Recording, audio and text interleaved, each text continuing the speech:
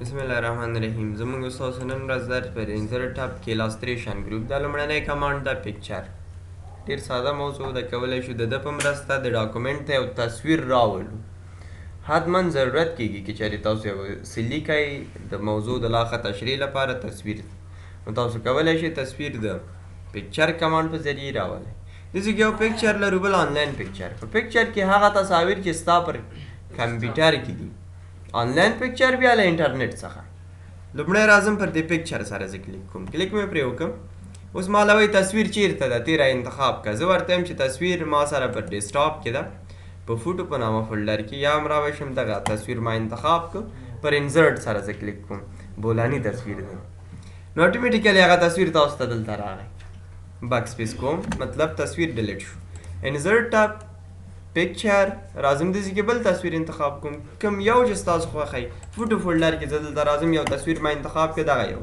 او زه دا انزرټ کوم اټومیټیکلی ما ته د ورډ صفحې ته راغی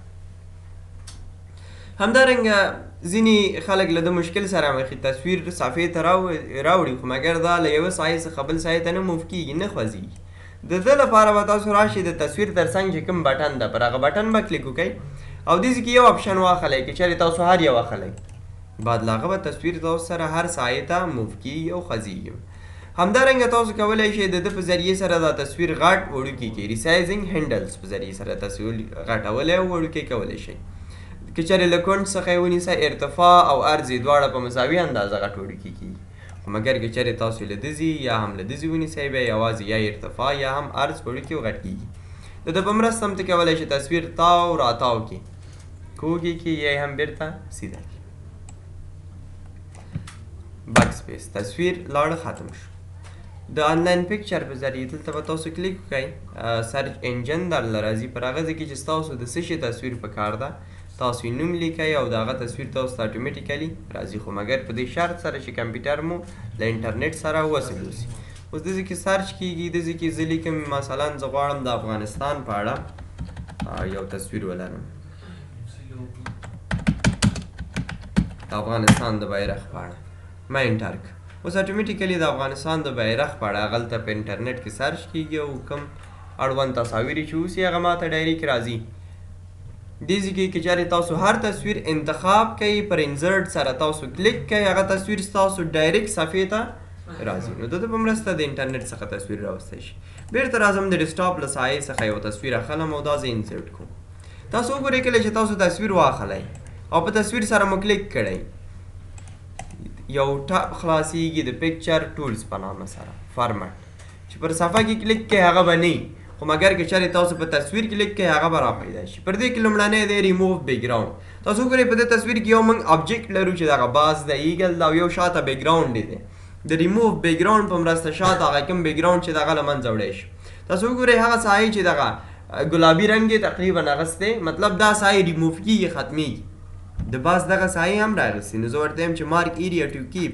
په ده کلیک کوم پنسل را پیدا شو پر دغه سایې راکش کوم چې دغه سایې راته پرېږده دا هم پرېږده او دغه سایې هم راته پرېږده په اټومیټیکلي دا سایې به هم راته پاتې کېږي که چېرې غواړې کوم سایې لرې شي نو مارک ایریا ټو ریموو پر ده سره تاسو کلیک وکړئ غواړې تغییر ثبت شي که نه غواړې ثبت نه شي زه ورته یم کیپ چینجز تغییرات ثبت کرد تاسو وګورئ د ده باز څخه شاته بیکګراوند له منځه ویوړه یوازې هغه ابجیکټ یې پاتې شو کنټرول زیډ تغییر مه ثبت کوه دلته هم د دې تصویر هغه برایټنس ډېر اوسي که کم اوسي لکه څنګه چې تاسو پر موبایل کې پر یو تصویر سره برایټنس ډېروئ یا کموئ یو ډیزاین ده پر د لحاظ سره که چېرې مو هر یو خوښي استفاده ترې کوی شئ کلر کې بیا لکه څنګه چې په موبایل کې موږ فلټر لرو دغه رقم دې کې هم ځینې ډیزاینونه دي تاسو کولی شئ هغه ورته ورکړئ په دې لحاظ سره تاسو ته لایف پریویو ښکاري آرټیټس افیکټ دا پر دا رقم سره ښکاري لکه دا چې رسامي شوی اوسي په دې لحاظ سره که چېرې مو خوښ راځي کلیک پرې وکړئ استفاده ترې واخلئ دا یو ما واخیست کامپریس پکچر دغه تصویر چې پر د کمپیوټر کې دی پر کمپیوټر کې یو ساحه نیولې اوسي لکه څنګه چې دا موبایل دلته ما ایښی دی د میز پر سر د موبایل یو ځای نیولی دغه تصویر چې پر کمپیوټر کې دی نو د تصویر هم په کمپیوټر کې یو ساحه نیولې شاید 10 KB اوسي شاید 1 MB اوسي شاید 10 MB اوسي د کمپریس پکچر په ذریعې سره ته کولی شې د هغه ځای راکم کړي که چېرې 2 MB شاید نیم MB ته راشي، که چېرې 10 MB شاید 4-5 MB ته راشي. د دې لپاره تر څو ستا د ډاکومنټ سایز ډېر زیات نشي، تصویر ته کمپریس کې تر څو ستا ډاکومنټ ډېر زیات ځای ونه نیسي. که چېرې کې خو ستا خوښه، که چېرې نه کې کلوز یې کړه. چینج پکچر دا د خوښ نه ده، غواړې تبدیلي کړي، پر ده کلیک کړه، ورک آفلاین اټومیټیکلی ته ځې هماغه فولډر ته یا ډیسکټاپ ته، ته کولی شې دا تصویر بدل کړې او د ده په ځای بل راولې. ریسیټ پکچر لومړی دی ریسیټ پکچر، بل دی ریسیټ پکچر ان سایز. که چېرې ته پر ریسیټ پکچر کلیک کړي تا د ده په ډیزاین کې څه تغیرات راوړي، عادي حالت له به راشي. که په ریسیټ پکچر ان سایز دې کلیک هم به ډیزاین عادي حالت له راشي، او هم چې د غټ وډوکې کړی هغه به هم هغه عادي حالت له راشي. پکچر سټایل په دې ځای کې تقریبا په داسې یو فریم کې رابندېږي چې دا یو ډیزاین دی. پکچر بارډر دې ځای کې تاسو کولی شئ ورته بارډر وټاکئ. بارډر ډیزاین دې څه ډول اوسي، داسې دې اوسي. د بارډر ډبل والی دې څومره اوسي، دومره دې اوسي، او رنګ یې څه شی اوسي، کولی شئ ورته انتخاب کړي.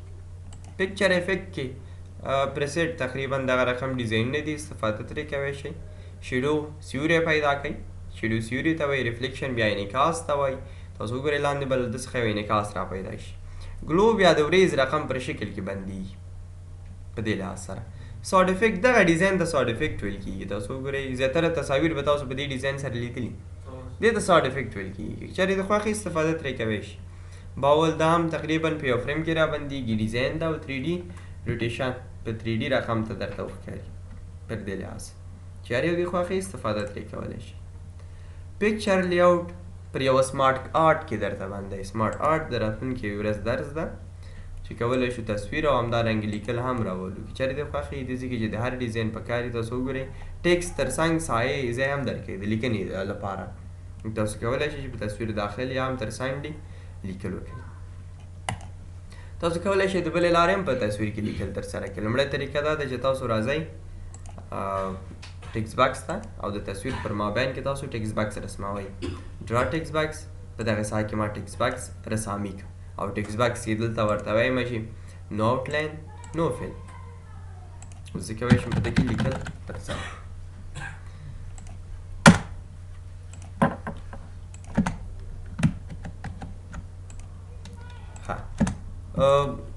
له هغه بعد کمانډ دي ارینج او سایز ګروپ چې شروع کېږي له پوزیشن څخه. دا پر شیپ کې تشریح کوم. د شیپ ارینج او سایز ګروپ بالکل یو شی دی، نو پر هغه کې خو واضح کېږي پر شیپ کې غږېږي. بل راځو د شیپ پر نامه سره موږ تاسو کمانډ لرو چې پر دې کې ځینې هندسي ځینې غیر هندسي شکلونه دي چې تاسو کولی شئ له ده کار واخلئ. د شیپ د استفاده کولو ساحې ډېر زیات دي. تاسو کولی شئ د شیپ په مرسته ښایسته کار ډیزاین کړئ، سرټیفیکیټ جوړ کړئ. په آینده درسونو کې به انشاءالله بیا وایو چې څنګه کولی شو د شیپ په مرسته سرټیفیکیټ، کارډ یا هم نور څیزونه جوړ کړو. نو ځینې هندسي ځینې غیر هندسي شکلونه دي چې چېرې د خوښې استفاده ترې کوی شي. دلته چې ستا هر یو خوښ شو ته هماغه واخله، موس څخه به پلس نښان پیدا شي، کلیک زور ونیسه، داسې کش که غټ دې په کار ده، وړوکی دې په کار ده، څومره دې په کار یې هماغومره یې پرېږده. د شیپ تر څنګ هم د ډرایوینګ ټولز په نامه سره یو نوی ټاپ خلاصېږي، فارمټ. دځې کې هم تا ته چانس درکوي که چېرې ته نوی شیپ اخلي له دځې هم اخیستی شي پر دې رقم ته، له دځې هم ما ته نوی شیپ واخیست. د ایډیټ شیپ پر نامه سره کمانډ ده. که چېرې لومړی پکې ده چینج شیپ، که دا دې نه خوښ ته کولی شي تبدیل یې کړي. مثال پر توګه زه غواړم دا تبدیل کړم په دې سره، اټومیټیکلی بدل شو. بېرته راځم مثلا زه غواړم هغه تبدیل کړمه، خو مګر دغه یو ته یې زه تبدیل کوم، اټومیټیکلی ما دته تبدیل کړم.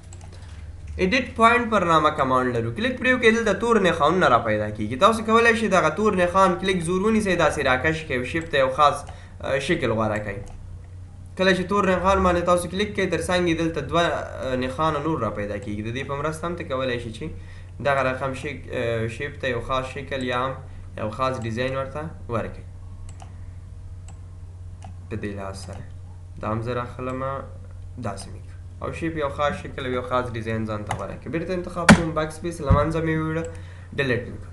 ډرا ټکس باکس دا غواړي پر مابین کې ټکس باکس رسم کړي او په کې لیکلو کې لکه څنګه مو چې په تصویر کې ترسره کړه. که چېرې غواړئ په شیپ کې لیکل ترسره کوئ، ساده طریقه یې دا ده، رایټ کلیک پرې کوئ او ورته وایئ چې اډ ټکس، اټومیټیکلی پرې کې لیکل ترسره کولی شي. دلته هم د شیپ رنګ ده، څه ډول رنګ دی پکار ده، کولی شي د دې ځای انتخاب کې ورکړي.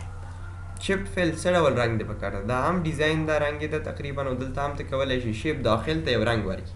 که نو فیل د هغسې رنګ بالکل نه لري، غواړي یو تصویر د شیپ پر داخل کې راولي، پکچر واخله، داسې کې ورته وایم چې فرام فایل، او ورته وایم چې دغه تصویر باید د شیپ په داخل کې راشي، اټومیټیکلی هماغه راغی. کنټرول زیډ.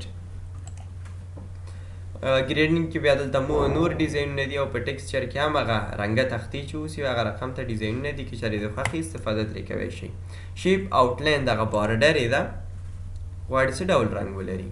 تاسو ګورئ رنګ کې تغیرات راځي، که چېرې زه د دې بارډر ډبل والی لږ ډېر کړم تر څو تاسو ته فرق وشي په دې لحاظ. که چېرې نو آوټلاین ته واغسته بارډر به یې له منځه لاړ شي. شیپ افیکټ د هماغه پریسیټ، شیډو، ریفلیکشن، ګلو، ساوډ افیکټ، هغه چې په تصاویر کې مو ویلي هماغه دلته بیا راغلي دي، تاسو کولی شئ هماغه ډیزاینونه شیپ ته یو ځل بیا ورکړئ. ورډ آرټ سټایل ده او ورسره ټیکس، دا د ورډ آرټ موضوع دی. کله مو چې پر انزر ټاپ کې ورډ آرټ وویلي بیا پر ده سره غږیږو.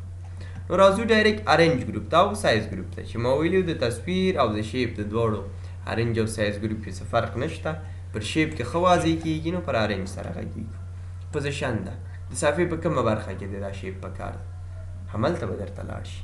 ریپ ټیکس معنا دا ده چې د لیکنې سره دغه شیپ پر کوم لحاظ سره راشي. دلته به زه څه لیکل وکړم، شیپ راخلم پر دغه ساحه کې پرېږدم، ورته یم چې ریپ ټیکس انلاین دې ځان برابر کړي. سکویر لیکل دې ورته چار چاپیره اوسي، تایید تھرو هم په همده ترتیب سره. ټاپ اینډ باټم څه لیکل دي پورته کړي، څه دې لاندې کړي او ځان ته دې ځای را برابر کړي. بیهایند ټیکس د لیکنې شاته دې لاړ شي، ان فرنټ اف ټیکس د لیکلي مخته دې راشي. کار یې مو په دغه ډیزاینونو کې خوښ وي، کولی شي استفاده ترې وکړي. یو نوی ډاکومنټ مې واخیسته د کنټرول ان په مرسته، او دې ځای کې راځم زه څو دانې شیپونه اخلم. یو مې دا واخیستم، بل راځم دغه یو شیپ اخلم، بل هم راځم مثال پر توګه ما دا شیپ واخیستم، دا به بیرته زه کلوز کړم، دا خو یوازې یوه کرښه وه. دا شیپ اخلم، بل هم راځم مثال پر توګه دا یو شیپ ما واخیست، او د هر یو ته جلا رنګ ورکوم. د یو ته مې داسې رنګ ورکوم، د بل ته زه راځم داسې یو رنګ ورکوم تر څو تاسو فرق وکولی شئ. د بل ته مې داسې یو رنګ ورکوم، او د یو ته ما داسې یو رنګ ورکوم. تاسو اوس ګورئ هغه تور شیپ د دې ټولو شاته ده، د برینګ فارورډ په مرسته هغه مخ له راځي، سینډ بیکورډ په مرسته بیرته شاله ځي، او سلیکشن پین موږ په هوم ټاپ کې ویلی دی. سلیکشن پین چې کولی شئ تاسو پرې شیپونه انتخاب کړئ، پر دا سترګه کلیک وکړئ، کولی شئ یو دانه پټ کړئ، ورک یې کړئ. سلیکشن پین